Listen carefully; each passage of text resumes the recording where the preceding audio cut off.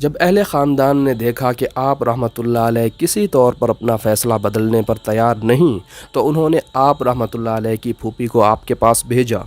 انہوں نے آ کر کہا، تمہارے رشتہ داروں کو شکایت ہے کہ تم نے ان کی روٹی چھین لی ہے۔ مجھے ڈر ہے کہ وہ تمہارے خلاف بغاوت نہ کر دیں۔ حکمرانی کے خواہش مند شخص کو اقتدار کی کرسی مل جاتی ہے تو اسے سب سے پہلے اپنی کرسی بچانے کی فکر ہوتی ہے۔ اس غرض سے وہ اپنی رعایا کے بااثر حلقوں کو مطمئن رکھنے کی کوشش کرتا ہے، چاہے اس کے لیے اسے ان بااثر حلقوں کو کچھ بیجا مراعات کیوں نہ دینی پڑے۔ لیکن درویش صفت خلیفہ حضرت عمر بن عبدالعزیز ان باتوں سے بے نیاز تھے۔ انہوں نے اپنی پھوپھی کو صاف صاف جواب دے دیا۔ حضرت عمر بن عبدالعزیز کا دور خلافت صرف 2 سال اور 5 مہینے کی قلیل مدت پر محیط ہے، لیکن اس مختصر مدت میں آپ نے حکمت اور جرأت سے بھرپور جو فیصلے کیے، ان کی بدولت پوری مملکت کی کایا پلٹ گئی۔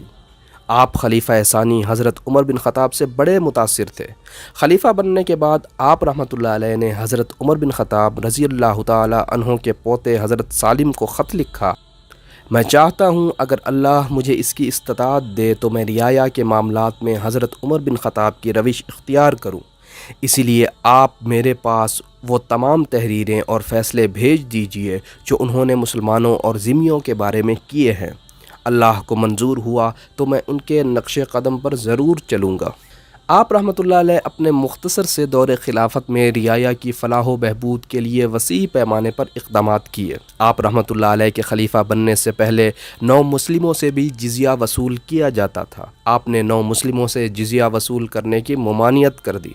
اس پر صرف مصر میں ہی اتنے لوگ مسلمان ہوئے کہ جزیہ کی آمدنی گھٹ گئی، اور وہاں کے حاکم نے آپ رحمۃ اللہ علیہ سے شکایت کی کہ آمدنی کم ہونے کی وجہ سے مجھے قرض لے کر مسلمانوں کے وظیفے ادا کرنے پڑ رہے ہیں۔ آپ رحمۃ اللہ علیہ نے جواب میں لکھا، جزیہ بہرحال ختم کر دو، کیونکہ نبی پاک صلی اللہ علیہ وسلم ہادی بنا کر بھیجے گئے تھے، جزیہ وصول کرنے والے نہیں۔ آپ رحمۃ اللہ علیہ نے بیت المال کی حفاظت کا سخت انتظام کیا، دفتری اخراجات میں تخفیف کر دی۔ مدینہ منورہ کے والی ابو بکر بن حزم نے خلیفہ سلیمان کے زمانے میں کاغذ، قلم، دوات اور روشنی کے مصارف میں اضافے کی درخواست کی تھی۔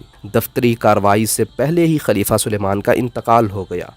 بعد میں اس درخواست کے جواب میں حضرت عمر بن عبدالعزیز نے لکھا، قلم باریک کر لو اور سطریں قریب قریب لکھا کرو، ضروریات میں کفایت چاری سے کام لیا کرو۔ میں مسلمانوں کے خزانے سے کوئی ایسی رقم صرف نہیں کروانا چاہتا جس سے ان کو کوئی فائدہ نہ پہنچے۔ ملک میں جتنے معذور و مجبور تھے ان کی فہرست تیار کروا کے ان کا وظیفہ مقرر کیا۔ شیر خوار بچوں کے وظیفے مقرر کیے۔ اگرچہ آپ رحمۃ اللہ علیہ نے نو مسلموں پر جزیہ معاف کر دیا تھا جس سے آمدنی گھٹ گئی تھی، پھر بھی سرکاری خزانے سے حاجت بندوں کے وظائف مقرر کر دیے۔ لیکن ناجائز آمدنیوں کی روک تھام، ظلم کے سدباب اور مال کی دیانت دارانہ تقسیم کے نتیجے میں صرف 1 سال بعد یہ نوبت آ گئی تھی کہ لوگ صدقہ کی رقم لے کر آتے تھے اور صدقہ لینے والے نہ ملتے تھے۔ بیت المال کی آمدنی کم ہونے کے بجائے کئی گنا بڑھ گئی۔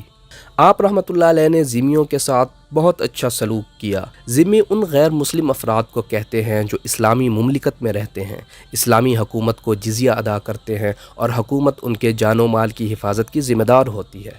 آپ رحمۃ اللہ علیہ نے ذمی کے خون کی قیمت مسلمان کے خون کے برابر کر دی۔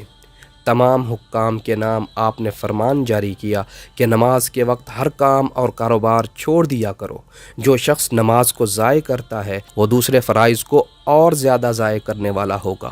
آپ رحمۃ اللہ علیہ نے جگہ جگہ سرائیں بنوائیں، ان میں مسافروں کی 1 دن اور بیمار مسافروں کی 2 دن میزبانی کا حکم دیا۔ شراب کی دکانوں کو بند کروا دیا اور حکم دیا کہ کوئی ذمی مسلمانوں کے شہروں میں شراب نہ لانے پائے۔